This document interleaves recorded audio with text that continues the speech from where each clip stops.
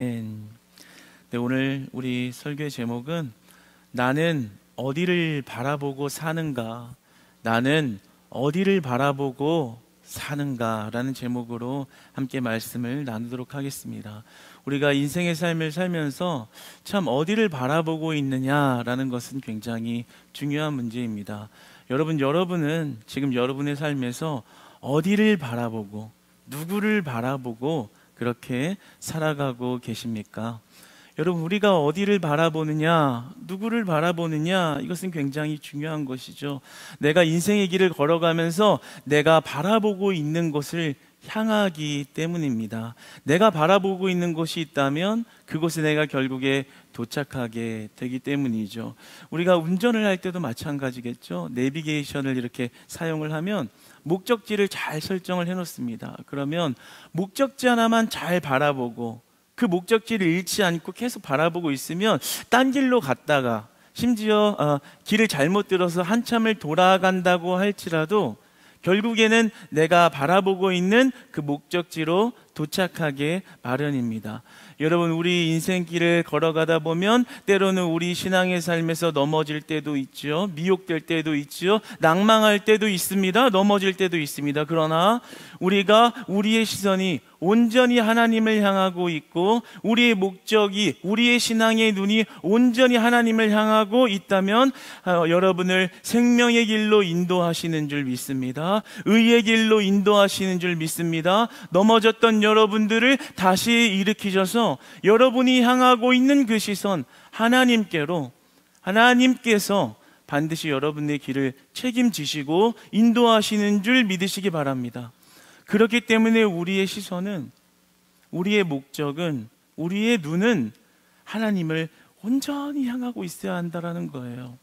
한순간만이 아니라, 지금 예배드리는 이 시간만이 아니라 여러분의 모든 삶 속의 아주 작은 단위의 시간에서부터 여러분의 시선이 그분을, 우리 하나님만을 향하고 있어야 한다는 것입니다. 우리의 시선이 하나님을 향하고 있지 않으면요, 우리의 눈이 다른 곳을 향하게 되죠. 길을 가다가 저 꽃이 참 아름답다. 오늘은 저 산이 참 아름답네. 저 강가에 흐르는 물을 봐. 그곳으로 향하여서 목적지를 잃어버린 채, 목적지를 이탈한 채 그곳에 안주할 수 있다는 거예요. 우리가 신앙생활을 하면서 하나님을 바라보는 시선을 놓쳐버리면, 하나님을 바라보는 시선을 잃어버리면 하나님이 원하시지 않는 믿음의 길이 아닌 길을 걷고 있을 수 있다는 것이죠.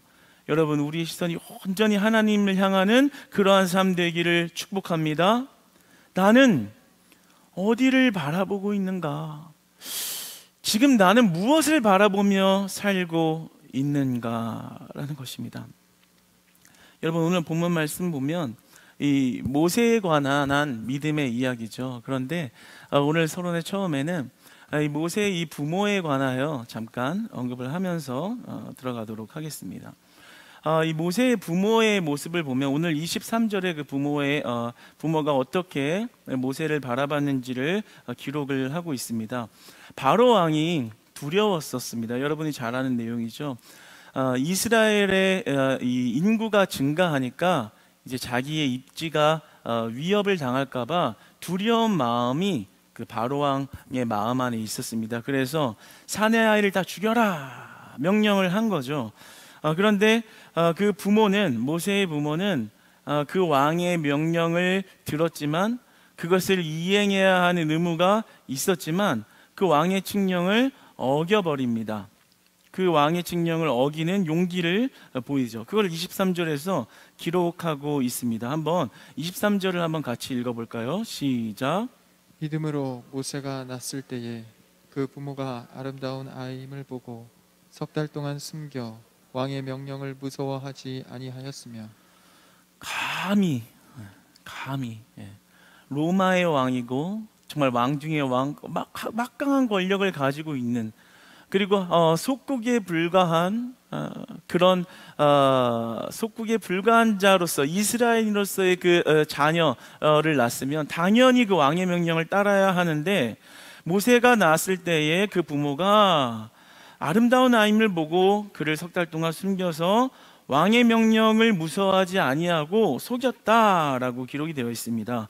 23절에 보면 그 아이의 모습이, 모세의 모습이 아름다웠다라고 기록이 되어 있습니다. 사도행전 7장 20절에도 스데반의 설교를 보면, 연설을 보면 그 가운데 그 모세의 모습이, 용모가 참 아름다웠다라고 기록이 되어 있죠. 이 아름다웠다는 말을 이 구약의 원어로 가서 찾아보면 이 천지를 창조하실 때 하나님이 세상을 보고 참 아름다웠다라는 말과 함께 동의어로 사용이 되었습니다. 그러니까 모세가 태어난 그 아이의 모습은 정말 피조물로서 하나님이 보시기에 굉장히 기뻐할 만한, 흡족해 할 만한 그런 모습을 가지고 태어난 아이가 바로 모세였다라는 것입니다. 그러나 우리가 여기서 한 가지 중요한 것은 그 아이의 용모가 아름다웠기 때문에 내 자식이 너무 예뻐서 죽일 수가 없어서, 죽음에 내몰 수가 없어서 모세를 숨긴 것이 아니었다라는 거예요. 여기에서 이 아름다움은 단순히 외모적인 훌륭함만을 이야기하는 것이 아니라 하나님이 보시기에 아름다웠다라는 영적인 의미가 있다라는 거예요. 이 아이가 자라면 하나님의 약속의 성취를 이루는 데에 사용될 거야. 그러니까 이 아이를 단순히 예쁜 아이, 아름다운 아이, 내 새끼로 본 것이 아니라 하나님이 하나님의 기업을 위하여 사용할 아이, 믿음으로 이 아이를 봤다라는 거죠. 믿음으로 이 아이를 바라봤을 때 감히 로마 왕의 명령이라 할지라도 내가 죽을지 몰라도, 내가 이 아이를 숨겼다는 사실이 발각되면 당연히 죽음을 당하고 더 큰 어떤 이런 처벌을 당할 것을 알지만 그것을 그렇게 행했다라는 겁니다. 그러니까 여러분, 우리가 하나님을 바라보는 시선을 가지면 인간적인 사랑을 뛰어넘게 되는 것입니다. 여러분, 하나님을 바라보면 인간적인 관계의 사랑을 뛰어넘게 됩니다. 이것은 굉장히 쉬운 일이 아닙니다. 그러나 자신의 아들을 그냥 단순히 내 아들이 죽는 것이 아깝고 슬퍼서 그것을 숨긴 것이 아니라 하나님의 기업을 이룰 자녀로 바라보고 믿음으로 선택했다는 것이죠. 참 은혜가 됩니다. 여러분, 그러니까 우리가 신앙생활을 하면서 하나님 안에 살아간다는 건요, 인간적인 관계의 친밀함만 보는 것이 아니라 그 위에 계신 하나님을 바라보고 하나님의 나라를 봐야 되는 줄 믿습니다. 여러분, 교회에서 생활하다 보면요, 그렇죠, 인간적인 관계가 뒤엉킬 때가 있어요. 아주 좋은 현상입니다. 그런데 이 인간적인 관계에만 너무 집중되다 보면 신앙이 무너질 수가 있는 것이죠. 인간적인 관계 너무 친해, 이제는 정말 허물없는 사이가 되었어. 그런데 한 사람이 시험이 든 거예요. 사탄이 들어간 거예요.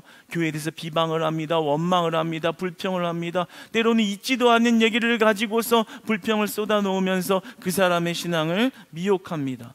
인간적인 관계 때문에 그런 것에 미혹되어서 불평에 넘어가고 같이 의심하고 원망하기 시작하면 하나님의 나라가 그들의 관계에서 무너져 버리는 거예요. 인간적인 관계가 인간적인 관계로만 하나님 앞에 섰을 때 주는 폐해인 것이죠.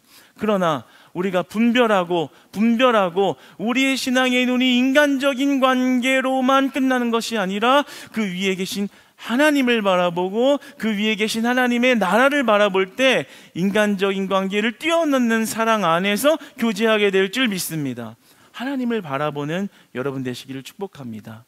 인간적으로 사랑하세요. 인간적으로도 친해지세요. 인간적으로도 교제하세요. 그러나 그게 우리의 관계의 전부가 될 수 없다는 사실을 늘 기억해야 할 것은 우리의 시선이 옆 사람에게만 있는 것이 아니라 왜 우리를 관계 맺게 하셨는지, 왜 우리를 이곳에 부르셨는지, 왜 목장원과 목원이 되게 하셨는지, 왜 우리를 팀사역을 하게 하셨는지, 왜 나를 집사와 권사님 서로 신앙의 동료로서 이곳에 부르셨는지 하나님의 계획을 바라봐야 한다라는 것입니다. 그때 우리는 인간적인 관계와 인간적인 사랑에서밖에 머무를 수 없는 것을 뛰어넘을 수 있는 것이죠. 하나님이 주신 은혜인 줄 믿습니다. 하나님을 바라볼 때만 그것이 가능하다라는 것입니다. 사람과의 관계로 혹시 여러분이 신앙에서 힘들어하고 있다면 여러분의 신앙이 하나님을 바라보시면서 하나님이 원하시는 모습이 무엇일까를 질문하시고 그 하나님께 답을 구하시기를 축복합니다. 모세의 아들 모세를 봤던 그 부모는 그 아이를 낳게 하신 하나님을 바라봤던 거예요. 이 아이는 하나님이 축복할 아이다. 그것을 믿었기 때문에 내가 설령 이것이 발각돼서 로마 왕이 나를 죽이고 어마어마한 벌을 내리더라도 이 아이는 하나님이 책임지신다라는 믿음으로 행했다라는 것입니다. 얼마나 두려웠겠어요. 우리가 말로 이렇게 쉽게 얘기할 수 있는 이야기가 아닙니다. 실제 그 현장을 한번 생각해 보세요. 우리나라의 한 대통령이 어떤 특별한 명령을 내서 그 사람을 죽이겠다, 이런 법을 어기면 그 사람은 사형이다라고 이야기한다면, 그것이 우리의 문제로 다가온다면 결코 쉬운 이야기가 아니거든요. 더군다나 왕권 체제가 아주 강력한 이 시대에 이런 명령을 어긴다는 것은 아주 어려운 일인 것입니다. 그러나 여러분, 하나님을 바라볼 때요, 우리 안에 두려움이 사라지게 됩니다. 여러분 따라해 보십시오. 하나님을 바라볼 때 두려움이 떠나간다. 두려움이 떠나간다. 여러분, 오늘 여러분 안에 두려움이 다 사라지는 은혜의 있기를 축복합니다. 여러분, 우리 안에 얼마나 두려움이 많나요? 우리의 신앙을 위협해 오는 두려움 말입니다. 난 안 될 거야. 난 왜 이렇게 일이 안 풀리지? 난 여기까지인가 봐. 난 어떻게 하지? 나에게 왜 이런 어려움이 있을까? 나의 믿음을 막 흔들어 놓는 그런 두려움이 우리를 공격해 올 때 우리가 무엇을 소망 삼고 무엇을 바라봐야 할까요? 만약에 모세의 부모가 내 아이 이거 절대 그렇게 이 아이를 이렇게 숨겼다가 내가 당할 그런 고난이 너무 두려워, 그 두려움에만 매였다면 그 부모는 절대 그 아이를 숨기지 못했을 것입니다. 그러나 그 두려움을 사라지게 한 게 뭐였죠? 바로 하나님을 바라보는 믿음. 하나님을 바라볼 때 두려움이 떠나가는 줄 믿습니다. 여러분, 여러분의 능력이 없는 것 같아서, 내 상황이 너무 어려운 것 같아서 여러분의 믿음을 낙심케 하는 그러한 공격이 여러분 가운데 자리 잡을 때, 그것만으로 낙심하지 마시고 여러분의 믿음의 눈을 들어서 하나님을 바라보고 하나님을 붙잡을 때 여러분의 두려움이 싹 떠나가게 하시는 하나님의 은혜를 받으시기를 축복합니다. 여러분, 우리가 하나님을 붙잡는 거예요. 나를 하나님이 어떤 존재로 부르셨나, 그것을 바라보면 우리 안에 두려움이 사라지게 되는 것입니다. 여러분, 한번 모세의 믿음으로 넘어가 봅시다. 모세는 어떤 믿음으로 인생을 살았나요? 모세를 보면 우리 인생의 어떤 삶에 있어서 선택을 해야 되는 문제들 속에 항상 올바른 선택을 했습니다. 어떤 올바른 선택이요? 믿음의 선택을 했다라는 거예요. 여러분, 우리 신자들은, 우리 기독교인들은, 크리스찬들은 인생의 선택의 문제에 있어서 믿음의 선택을 하는 것이 가장 옳은 선택인 줄 믿습니다. 여러분, 모세는 어떤 믿음의 선택을 했나요? 첫 번째로 24절의 말씀을 한번 같이 보겠습니다. 시작. 믿음으로 모세는 장성하여 바로의 공주의 아들이라 칭함받기를 거절하고. 아멘. 모세는요, 사회적인 명예가 있었어요. 보통이 아니죠. 바로 공주의 아들이라 칭함받기를, 그러니까 그의 사회적인 신분과 명예는 왕자인 거예요. 왕자. 대단한 거잖아요. 왕족의 대열에 있는 사람. 그런데 그렇게 칭함받기를 거절했다라는 거예요. 모세가 한평생 살면서 왕자라는 그 칭호 때문에 받는 여러 가지 특권들이 있습니다. 단순히 이런 호칭만 그렇게 받는 것이 아니라 그에 따른 엄청난 명예와 권위와 능력이 함께 주어지는 것이잖아요. 그런데 그렇게 칭함받는 것을 거절했다는 거예요. 기뻐하지 않았다라는 거예요. 내가 왕자라는 사실, 그것이 그에게 그렇게 중요하지 않았다라는 거예요. 그럼 그에게 뭐가 중요했어요? 그의 신분이 왕자라는 것보다 더 중요한 사실은 내가 하나님의 자녀로, 하나님의 아들로 부름받았다라는 사실이 그에게는 더 중요했다라는 것입니다. 그것이 바로 모세의 믿음이었다라는 거예요. 남들이 왕자라고 칭하는 그것이 그에게 그렇게 큰 기쁨이 되지 못했던 것, 세상이 주는 명예보다 하나님이 주시는 자리, 하나님이 명하신 자리가 더 명예롭다라고 여기는 믿음이 있었다라는 것입니다. 그러니까 그의 삶이 어떻다는 걸 말해주는 거예요. 내가 왕자로서 떵떵거리며 한번 이 인생 멋지게 한번 살아봐야지라는 것이 아니라, 나는 그것보다 하나님의 자녀로, 하나님의 아들로, 하나님의 백성으로 부름받은 것이 나의 명예입니다. 나의 명예입니다. 라고 고백하며 살았다는 것이죠. 여러분 어떤 명예를 갈망하고 계십니까? 여러분 어떤 명예를 갈망하면서 사세요? 여러분 하나님의 직분을 가장 명예롭게 여기시나요? 아니면 세상에서 명하는 직책과 세상이 주는 나의 직업과 명예가 여러분에게는 더 중요하십니까? 많은 사람들이 세상의 직책과 명예를 갖기를 원해요. 더 많은 사람들 앞에 우두머리가 되기를 원하죠. 어떻게 하면 더 높이 올라갈까? 어떻게 하면 더 성공할까? 어떻게 하면 더 잘 돼서 내 이름을 떨치면서, 내 이름 석자를 떨치면서 살아갈까? 명예에 대한 욕심을 가지고 올라가려고 아둥바둥합니다. 우리가 신앙생활을 하면서도 그럴 수 있어요. 교회에 나와서 믿음이 좋은 것처럼 앉아있지만 정작 내 마음 안에는 저 세상의 명예의 자리를 내가 언젠가는 가져야 되는데, 저 명예의 자리 부럽다, 저 명예의 자리 나는 언제나 한번 앉아보고 이 땅에서 살다 갈까, 이런 마음으로 하나님 앞에 서 있을 수 있다라는 거죠. 그러나 여러분, 아주 중요한 사실이 뭡니까? 모세가 세상에서 가장 부러울 만한 명예의 자리에 있었지만 그는 그것을 명예롭게 여기지 않았다라는 거예요. 하나님의 자녀라는 사실이 명예롭게 느껴지는 은혜가 저와 여러분 가운데 있기를 소망합니다. 어디를 보고 있느냐는 거예요. 세상의 명예가 왜 그렇게 크게 보입니까? 하나님이 더 크게 보여야 되는 줄 믿습니다. 하나님이 크게 보인다면 성도라는 직분이 절대 세상의 CEO나 아니면 세상의 부자나 정치인이나 높은 자리나 그런 자리보다 더 귀할 수 없게 느껴지는 거예요. 그것이 바로 믿음이라는 겁니다. 하나님을 보는 시선인 거죠. 하나님의 크심을 보는 내 믿음의 시선이 회복되어야 되는 것입니다. 하나님이 주신 직분을 가장 귀하게 여기시는 여러분 되시기를 소망합니다. 그래서 우리는요, 세상의 명예를 쫓는 것이 아니라요, 하나님의 명예받기를 갈망하는 자들이 되어야 합니다. 여러분, 하나님의 명예를 받는 자리는 어떤 자리일까요? 세상에 돈 버는 자리, 돈을 쫓는 자리, 올라가는 자리가 아니라요, 교회 안에 이름도 없이 빛도 없이 있는 자리입니다. 꽃꽂이하는 자리입니다. 누가 했는지도 모르죠. 그러나 꽃은 매주 바뀌어 있어요. 네.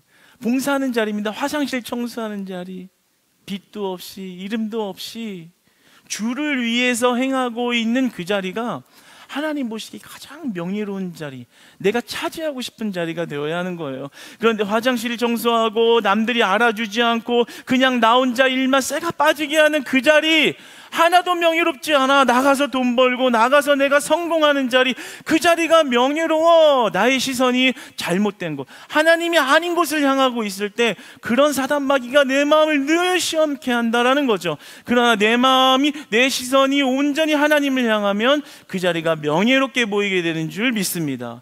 여러분, 우리의 시선이 하나님을 향해야 하는 거예요. 그러면 그 이름도 없는 자리가 가장 영광스러운 자리로 보이는 겁니다. 내가 하나님 몰랐으면 정말 세상에서 어떻게 해보려고 아둥바둥 살면서 인생을 다 바쳤을 그런 난데, 세상의 욕심이란 욕심은 다 부리면서 살 그런 욕심쟁이가 바로 난데, 그런 나에게 믿음을 주셔서 성도로 부르시고 하나님을 위해 살아가게 하시고 성도라는 직분을 주시고 청소도 하게 하시고 이름도 없이 봉사하게 하시고, 이것이 어찌 하나님의 은혜가 아니겠는가? 내가 할 수 없는 것인데. 여러분, 그 자리가 가장 명예로운 자리인 줄 믿으시기 바랍니다. 그러니까요, 우리는요, 세상에서 내가 뭐였는데, 내가 지금 뭔데, 내가 얼마나 잘 나가는 데를 교회 안에서 자랑하면 안 됩니다. 뭘 자랑해야 돼요? 성도의 직분을 자랑해야 되는 거예요. 왜냐하면 우리에게는 믿음의 시선을 가지고 사는 우리에게는 그것이 가장 명예로운 일이고 영광스러운 일이기 때문입니다.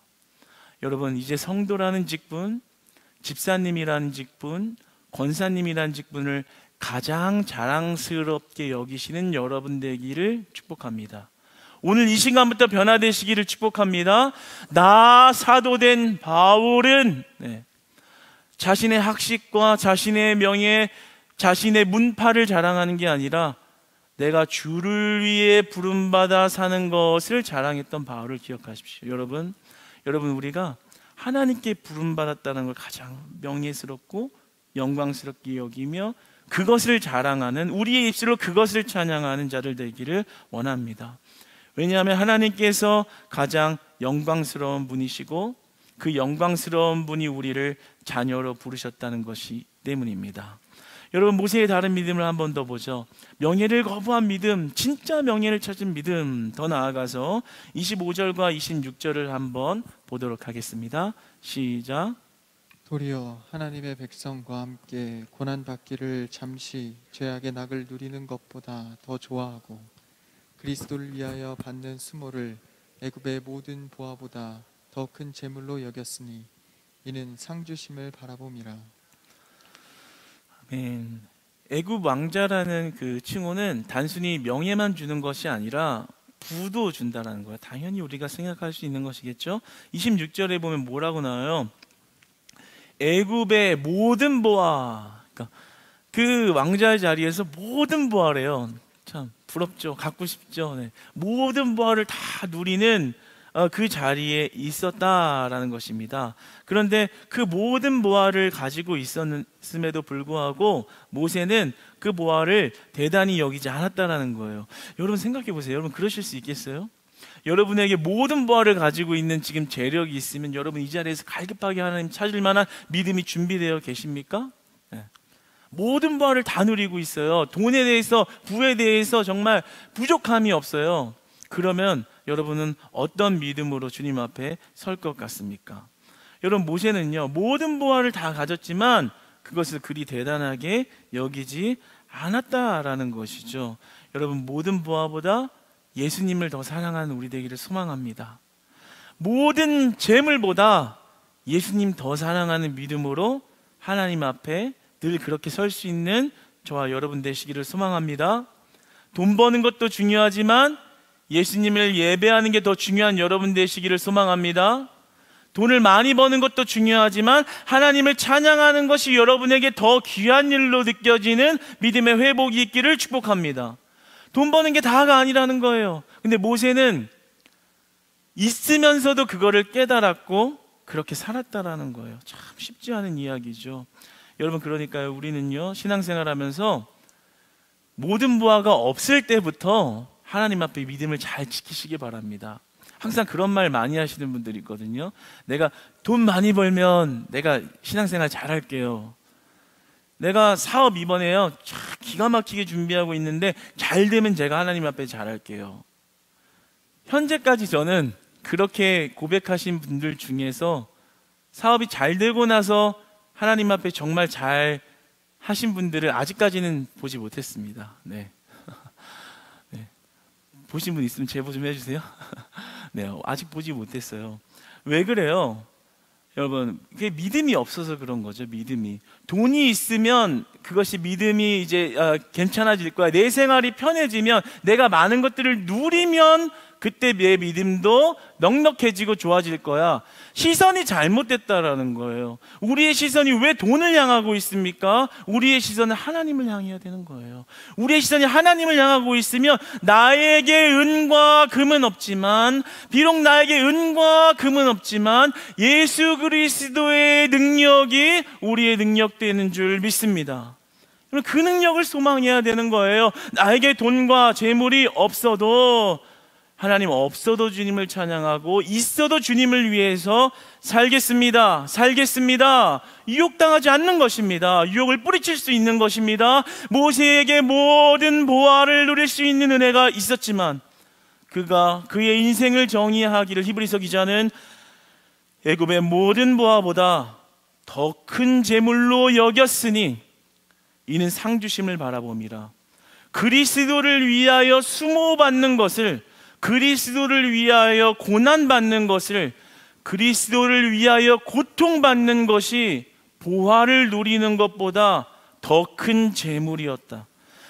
보화를 누리는 것보다, 너무 감동해가지고 마음이 좀 떨렸습니다. 모든 보화를 누리는 것보다 하나님 믿는 게 좋아요, 이런 단순 개념이 아니라 굉장히 능동적인 이런 믿음의 단계로 나아가는 거예요. 모든 보화를 누리는 것보다 더 적극적으로 그리스도를 위해서 고난받는 거, 완전히 추락하는 모습이잖아요. 완전히 모든 것을 다 버리고 내가 조롱과 고통과 비난과 수난을 감당하는 게 세상에서 많은 돈을 누리는 것보다 더 큰 재물이었다, 더 큰 재물이다 라고 여겼다는 것입니다. 그러니까 모세의 지금 시선이 어디에 있어요? 보화에 있어요? 재물에 있어요? 아니요, 하나님께 있었다라는 거예요. 하나님께 있었다라는 거예요. 그에게 더 큰 재물이란, 지금 내가 갖고 누릴 수 있는 돈보다 더 큰 재물이란 그리스도를 위하여 고통받는 것이었다라는 것입니다. 참 중요한 내용입니다. 모세도 사람인데, 그렇잖아요. 모세도 우리와 똑같은 사람인데 그 좋은 명예를 거부하고 그 모든 보화를 거부한다. 말처럼 쉬운 문제가 아닙니다. 우리들이 그 자리에 있으면 과연 그렇게 할 수 있을까? 그런데 모세는 어떻게 그런 유혹들을 이길 수 있었을까라는 것이죠. 아주 중요한 단서가 뭐라고 나옵니까? 더 큰 재물로 여겼다. 누구를요? 하나님 따르는 것을, 그리스도를 위하는 것을 이라고 고백하고 있습니다. 여러분 25절 말씀을 같이 한번 다시 읽어볼까요? 시작. 도리어 하나님의 백성과 함께 고난받기를 잠시 죄악의 낙을 누리는 것보다 더 좋아하고, 왕자로서 돈 많으니까 거기서 막 쾌락을 즐기고 마음껏 살 것을 즐기지 않고 하나님의 백성과 고난받는 것, 그리스도를 위하여 수모를 받는 것을 그는 명예로운 일로 여겼다라고 기록을 하고 있습니다. 여러분, 믿음은요, 믿음과 죄는 함께 갈 수가 없는 것입니다. 믿음과 쾌락은요, 함께 갈 수가 없는 것이에요. 믿음도 좋으면서 죄 조금만 지면서 살아야지, 믿음도 좋으면서 쾌락도 좀 약간은 즐기면서 적당히 해야지라는 것은 없다라는 거예요. 그가 그 많은 것들을 누릴 수 있는 시간과 환경 속에서도 그는 그것을 포기하는 것을 아까워하는 정도의 믿음이 아니라 그것보다 더 귀한 것으로 여긴 것이 그리스도를 위하여 고난받았다라는 것이에요. 놀라운 이야기입니다. 어떻게 그 당시에 그리스도가 없는 당시, 아직 예수 그리스도가 오지 않았던 당시의 사건을 이야기하면서 그리스도를 위한 고난이라고 지금 말씀하고 있어요. 어떻게 모세가 그 당시에 그 고난에 동참한 믿음이 그리스도를 위한 고난이 될 수 있는가? 이 구약과 신약이 어떻게 연결될 수 있는가에 대해서 히브리서 기자가 굉장히 아주 냉철한 이야기를 아주 면밀하게 하고 있는 것입니다. 이 고난에 하나님의 백성들 이스라엘이 고난을 받고 있었어요. 그 애굽으로부터요, 그렇죠? 그런데 그 고난에 모세가 동참했다라는 거예요. 함께 고난받기를, 뭐라고 나옵니까? 함께 고난받기를 더 좋아했다. 그 고난에 동참한 것은 그리스도를 위한 일이 됐다라는 거예요. 왜냐하면요, 모세가 그 고난에 동참한 것은 하나님의 구원 사역을 보고 동참한 것이었어요. 하나님의 구원 사역, 하나님이 그들을 인도하실 구원 사역, 그것에 동참한 것입니다. 단순히 인간적으로 애국심이 넘쳐서 내 동지들을 사랑하는 마음으로도 했겠지만 그것이 전부가 아니라 하나님의 구원사, 하나님의 약속하신 말씀이 성취되어질 것을 바라보고 내가 그 고난에 동참했습니다. 하나님의 구원사가 완성을 이루는, 하나님의 구원사가 완전히 이루어지는 것이 바로 그리스도의 이 땅에 오심과 십자가의 죽음이기 때문에 그가 그 구원 사역을 바라보며 고난에 동참한 일이 그리스도를 위한 일이 됐다라고 이야기하는 것입니다. 그러니까 우리가 이 땅에서 그리스도를 위한, 그러니까 나 잘 되려고 힘들고 나 하나 잘 되려고 하다 보니까 인생의 고통이 찾아온 것이 그리스도를 위한 고난이 아니라요, 주를 위한 고난, 하나님의 사람들을 위한 고난, 하나님의 교회를 위한 고난에 동참하는 것이 그리스도를 위한 고난이라고 말하는 거예요. 근데 그 고난 받기를 즐거워했다라는 것입니다. 여러분, 우리의 믿음이 시선이 회복되면요, 그리스도를 위한 고난이 즐거워지는 은혜가 있다라는 것입니다. 여러분, 우리가 주님, 고난은 너 오직 축복만 환영합니다 라는 것이 아니라요, 진짜 하나님을 바라보는 믿음이 회복되면 주님, 주를 위한 고난이 우리에게 영광이요 우리에게 기쁨입니다라고 고백되어진다라는 거죠. 왜냐하면 그 고난으로 예수님의 죽으심이 부활을 얻었고 세상을 이기셨습니다. 죄를 이겨내셨습니다. 그러므로 그 영원한 축복이 온전히 우리에게 임할 수 있는 것은 그 그리스도 안에만 있기 때문입니다. 그리스도 안에 동참했다는 얘기는요, 그리스도와 함께 하신다는 얘기예요. 그리스도의 고난에 동참하고 있다는요, 그냥 어떤 테스트 훈련 과정이 아니라요, 그 고난에 있다라는 것 자체가 그리스도와 함께 하고 있다는 거거든요. 그 생명이 여러분의 것인 줄 믿습니다. 그 고난 가운데에 장차되어 올 영광과 축복이 여러분의 축복 다 되시기를 축복합니다. 그렇기 때문에 우리는 옆 사람의 고난과 고통에 같은 마음으로 참여하고 같은 마음으로 위로하고 같은 마음으로 기도하기를 쉬지 않아야 합니다. 교회에 어려움이 일어났을 때 어떻게가 아니라 그 고난에 동참하는 것입니다. 그리스도를 위한 고난에 참여하기를 더 좋아한 것처럼 우리가 교회의 어려운 일을 볼 때 그 고난에 동참하는 것은 그냥 함께 으쌰으쌰 하자가 아니라 내가 주를 향하는 시선으로 바라보니 주를 향하여 고난받기를 좋아하시는 믿음으로 함께 하는 것이죠. 그때 그 안에 은혜가 있고 그 안에 부활이 있고 그 안에 영광이 있고 믿음의 회복이 있고 우리 안에서 이 땅에 살아갈 소망이 생기는 줄 믿습니다. 그러므로 교회 안에서 목장과 팀원들의 어려운 사정을 잘 살피십시오. 그리고 돌보십시오. 그리고 그 안에 들어가서 같이 그 어려움을 나누고 그리고 그 어려움을 위하여 같이 울고 같이 기도하는 여러분 되시기를, 저와 여러분 되시기를 축복합니다. 모세가 그 이스라엘 백성, 자신의 백성들의 울부짖음을 자신의 호화스러운 상황에서 그냥 멀리서 지켜본 것이 아니라 그 안에 들어간 거예요. 그 모든 뭐가 필요 없어. 그 고난에 동참한 그것이 그리스도를 위한 일이 됐다는 사실을 기억하십시오. 여러분, 우리가 이 땅에서 믿음으로 산다는 것 있잖아요. 그것은 바로 그 그리스도의 고난에 동참하는 일인 것입니다. 그러나 여러분 기뻐하십시오. 그러나 그 고난에 동참하는 것은요, 우리에게 단순히 어떤 저주나 멸망이나 무거운 짐만을 주는 것이 아니라 더 큰 상을 주시기 위함이라는 소망의 메시지라는 것을 믿으시기 바랍니다. 믿으시기 바랍니다. 예수님은 부활하셨기 때문입니다. 뭐라고 말씀합니까? 26절에 더 큰 재물로 여겼다. 그러니까 모세가 그냥 사람이 끈기가 좋고 뭔가 성품이 좋아서 그런 것이 아니라 그가 그런 일들을 행할 수 있었던 것은 더 큰 재물을 봤다는 거예요. 진짜 욕심쟁이라는 거예요. 뭘 봤어요? 더 큰 재물로 여기는 것이 있었으니 이는 상 주심을 바라봄이라. 상 주심을 바라봄이라. 여러분에게 예비되어 있는 상이, 주시고자 하는 상이 다 있다는 것을 믿으시기 바랍니다. 그러니까 뭘 봐야겠어요? 세상이 주는 잠깐의 보화를 봐야겠어요? 아니요. 하나님이 주실 상을 바라봐야 되는 줄 믿습니다. 하나님이 주실 상을 바라보시기를 축복합니다. 그 상을 바라봤더니 이 세상의 재물은 재물이 아니고, 아까 찬양했죠? 너무 은혜가 돼서 나는 이 세상에 정들 수 없도다. 오 주님 같은 친구 없도다. 저 천국 없으면 난 어떻게 하나. 저 천국 문을 열고 나를 부르네.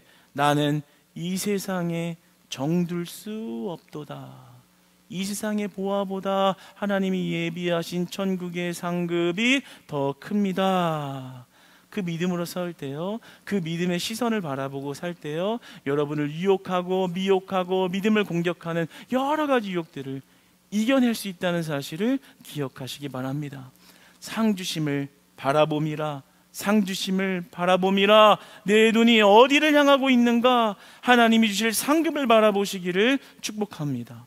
이 상 주심을 바라봤다라는 말은요, 이 원어적으로 해석을 하면 시선을 돌렸다라는 거예요. 근데 그 깊은 의미로 의도적으로 한 대상에서 다른 대상으로 시선을 돌렸다라는 것을 의미합니다. 여러분, 우리의 시선이 자꾸 세상을 향할 때, 자꾸 세상을 보니까 내 믿음이 약해지고, 세상이 부러우니까 내 믿음이 아무것도 아닌 것 같고, 세상의 직분이 높아 보이니까 하나님이 주신 성도의 직분이 아무것도 아닌 초라해 보이는 것처럼 느껴지는 역현상이 일어날 때 우리가 어떻게 해야 되겠어요?